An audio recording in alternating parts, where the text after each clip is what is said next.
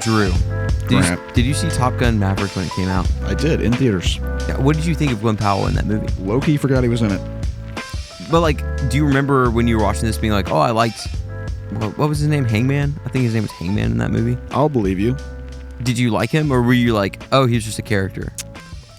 I don't remember this movie at all. Okay, well... So the conclusion is, oh, he's just a character. Okay.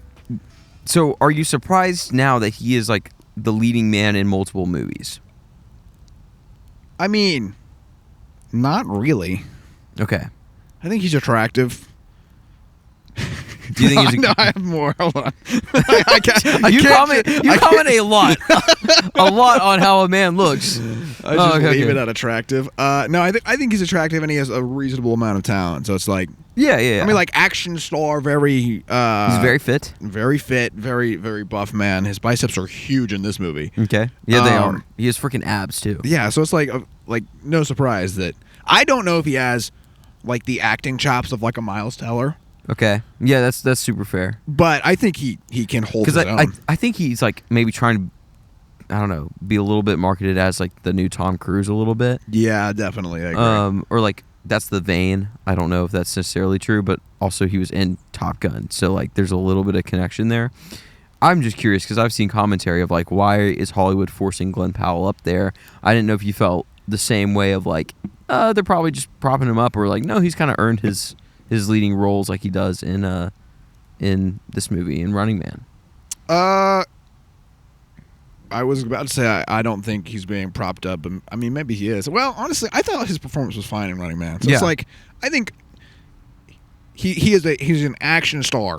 Yes, I can totally get behind that. Yes, I wouldn't say Hollywood's like forcing him down our throats like a Pedro Pascal type of situation. Yeah. Okay. All right. Good take. I mean, what else has he been in? Hitman, Running Man, Anyone But You, Top Gun, Anyone But You. I mean, he's been in other stuff. He did another like rom-com. There's other stuff he's been in, but since Top Gun, that's been his like top build stuff. Yeah. I don't know. I don't know. I think Hitman's great. I actually like Anyone But You. I think some of those movies are funny. So I don't know. But let's dive into Running Man specifically. Let's do it. Because I agree with you. Glenn Powell was decent in this movie, like serviceable. I think if I have any issues with his characters from a writing standpoint. Definitely from a writing perspective. And so I'm really curious because you have a lot of thoughts on this movie and you feel like you're kind of divided in some ways. I feel like we have different opinions. Well, okay. I went and saw this movie with a bunch of guys like I hang out with all the time in college. And the movie, I saw it like kind of later at night too. I had a great time in this movie until the third act. And then I was kind of like, eh. But I think the third act is very different from the first two acts, and that's why I think some people are feeling a little jarred by it. Right. But then I left the theater, and I thought about it, like, since I was like, oh, like, I really had a good time, like, watching a lot of sequences in that movie. There were good aspects of it. Like, it's not the worst movie I've seen in theaters. Now You See Me 3. So, is that going to be our new Eddington? No, Eddington is still... It has to stay. Eddington has to stay. Bottom of the barrel. But anyway...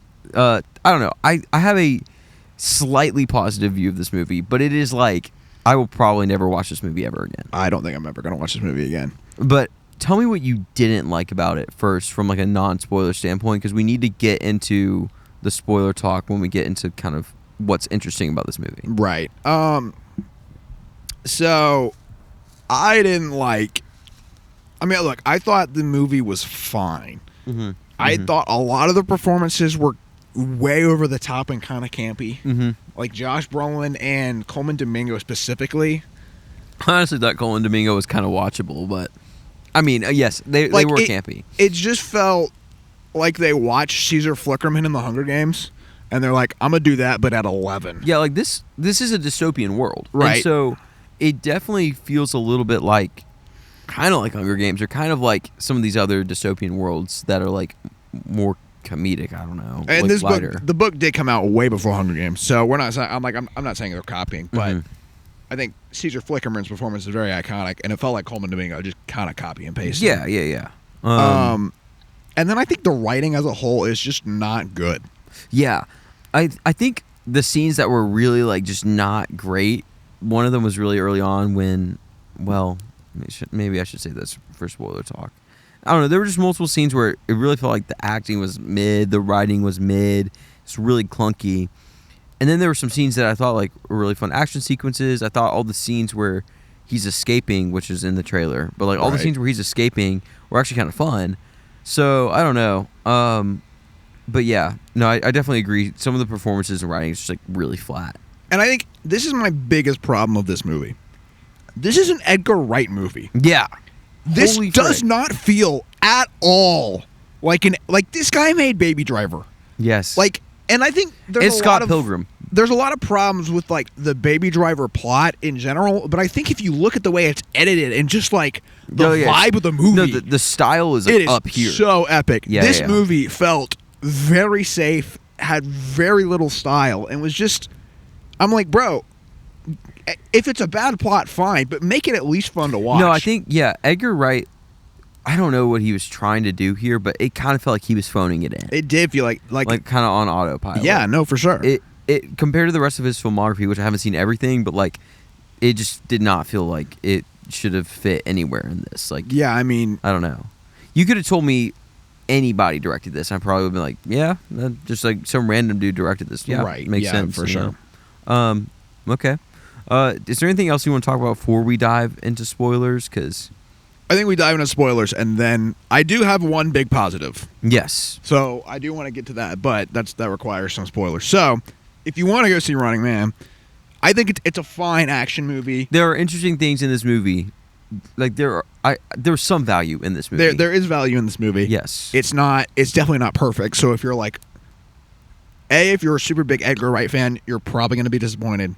B, if you are looking for an intellectual masterpiece, this is not it. C, if you are a Glenn Powell fan, it will probably scratch that itch. Yeah, so. I mean, I think it's a very average action movie. Yes. With a very good message at the end. And so here we go. Spoiler time. Right. Spoiler time. What's your one thing you were going to say? Okay, well, the scene where they're like they're like gearing up for the Running Man, and there's the other two people that are going to be on the Running Man, like the girl and the nerdy guy. I can't remember their names at all. But like that whole scene where they're like, we're on the Running Man. It's just like the acting is terrible. It's super clunky. It's filmed just really clunky. I'm like, did Edgar Wright get the freaking B team to do this scene? Like, I didn't even know what was going on. It just felt awkward. And there were multiple scenes that kind of just felt that way. I don't know. But no, yeah, I think so many, and like Michael Cera is in this movie. I freaking loved Michael Cera in this movie. Really? I thought he was hilarious. I thought his acting was pretty bad. No, it was fine. I think it was fine. But here's I think what my gripe is with the movie is that Michael Cera was funny. And like it was like all of his stuff was kind of played for just like comedic bit, right? Yeah. And like he helped the character, but it was kind of like but this movie it doesn't play super funny. Like, it kind of takes itself really seriously with, like, all the family backstory and everything. And then, like, Michael Cera's on screen. And I can't not laugh at Michael Cera because this guy is, like, he is a comic actor. Right, for sure. And also, he has collaborated with Edgar Wright. Like, I know that. But he's not really playing a serious role. This movie tonally is very bipolar. And I think that's why, because we started leaning into the funny stuff, like, during the first two acts. I'm like, okay, great. Like, the escape sequences are funny. Like the first one where he escapes from the hotel and he like is only in a towel. Yeah. He's butt naked, hanging off the place. I'm like, okay, this is funny. Like this is supposed to be a funny action sequence. And then the end is not that at all. It is just like the most serious, dramatic thing. Which I think I liked that. Right, but I think I just wanted the movie to make up its mind a little bit. Well, no, yeah, that's fair. Like, because I am like buckled in for this funny action movie that like, okay, the start was clunky, but like maybe it's going to finish strong. And then the ending was like just really slow, really dramatic. I just did not vibe with it like at all. But yeah, I mean, I think, and even another problem I had is Glenn Powell was never really like his own hero. He just got bailed out. Oh yeah, by, so many like, times. The black family who lived in some city. Yes. Which was super nice. And then they gave him, like, this card to Michael Cera's house. Yes. He goes to Michael Cera. And it's like everyone's dying around him, and he's not really doing anything, and he's getting saved by everyone. And then he gets saved by the girl in the car. Yes. So it's like I think Glenn Powell could have played a lot better of a hero, but the writing just wasn't there. Yeah, that's the whole thing. It's like any gripe I have with his character or the story in general, it's just not on Glenn, I think. Right. Like, No, I totally he did agree. fine. Like, even the angry stuff, I was like, oh, this guy's, like, mad the whole time. I think it was just poor directing and poor writing that, I kind of thought he was a sweet guy, and he is a sweet guy, but then he, like, plays this angry character for a chunk of the movie, and it's not really what I was expecting, but I think it's a writing thing. Yeah. I don't know. So, okay, but you said that there is something you really like. There is something I really like. And I'd be interested to talk about this because you said you don't like the end, but I think I really did. You go for it. I mean, I think the message at the end of, like, the big bad is the network, in quotes. Which this movie references the movie Network, by the way. Yeah. So I think, like, the network manipulating everyone and just profiting off of anger and, like, controversy the whole time, and they don't really care about their own rules. It's just all about how much money can we get. Which is like a different but similar version of Hunger Games where people are like kind of transfixed by this really gruesome game. Well, I think Hunger Games plays a different role. Like, I think this is interesting because the last act is like Josh Brolin, and he switches. He's like, all right, now you kill all my guys. Yeah. And become like... It's a little bit of Truman Show. Yeah. Yes. Yeah. There's a little bit of Truman Show in this. So I think that whole narrative is super interesting, and I think that could have... Like, if this movie was like big media is bad and doing whatever, that would be super interesting. Yes. But the tone is very different from Act 1 and 2 versus 3. And there were pieces of that, but they were like... The movie was not really about the whole media is over you. Right. Like, the network controls everything. The network controls how you think. It influences so much of your life. Like, that was really just the last chunk. And I still thought the message was good. I don't disagree that the message was a really good part of this movie. I just wish the whole movie was like that. Yeah. So, I don't know. I think there are pieces of this movie, but it feels like just a bunch of half-baked ideas and performances. And, like, I actually think Josh Brolin picks decent movies to be in. Like, that's true. Like, anytime he's in a movie, I'm kind of like, oh, like, Josh Brolin's in this movie. I think this could be a good movie. Like, Weapons is a great example of that. Weapons, No Country, right. Even Avengers. I mean, like, he is decently good in almost everything he does, right? And so when I, like, saw him in this movie, I was like, oh, maybe, like, this movie will end up being really good or whatever. And I understand why he chose to play the character he played. Like, the message is interesting. I think it just was not executed well. So, yeah. That's my soapbox. No, I agree. I think, I mean, I think the message of media plays off division and doesn't care what side is good and super culturally relevant. But when it has no writing or structure to stand on, it falls flat. And I think why I said I didn't like the ending is just because of how tonally jarring it was, because I was like locked in again on this fun action movie, and the ending was not that at all. And like, I still thought the ending had some decent parts of it and everything, but just did not really vibe with the tonal change at all. Yeah. So, yeah. Anything else you want to talk about for this movie I don't think so. Okay. Well, hey, where are we ranking this junk? Streaming? I'd say streaming is fine. I agree. I do think this movie, if it's like you and your buddies on a Friday night and it's on Amazon Prime and you already pay for Prime, I don't know where it's going to end up, but I would say 100%. Like, turn it go on. for it. Or, background It's a good movie. It's a fine movie. There are some funny moments. Yeah. That's kind of the extent. I agree. If you don't watch it in theaters, I'm not going to kill you. I watched it in IMAX, too.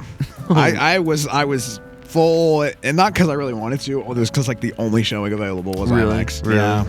Yeah. What's funny too is like I feel like a lot of the guys I went with had a similar reaction of like, oh, like it was fine. Like they had a good time all together, but it wasn't like the best movie they've ever seen in theaters. So but yeah, all right. Well, hey, that's it from us. That is it from us. We have Wicked. We got Wicked next week, 1 and 2. Yeah, the full Wicked saga. Full gauntlet. So catch up on Wicked 1, and if you want to hear our review on Wicked 2. Yeah. Yep. It'll be out Friday, and Wicked 1 will be out next week, Thursday. Yes. So prepare for that. And hey, we love you guys. Thanks for sticking with us through Running Man. So take a break. Enjoy it. We'll see you next time.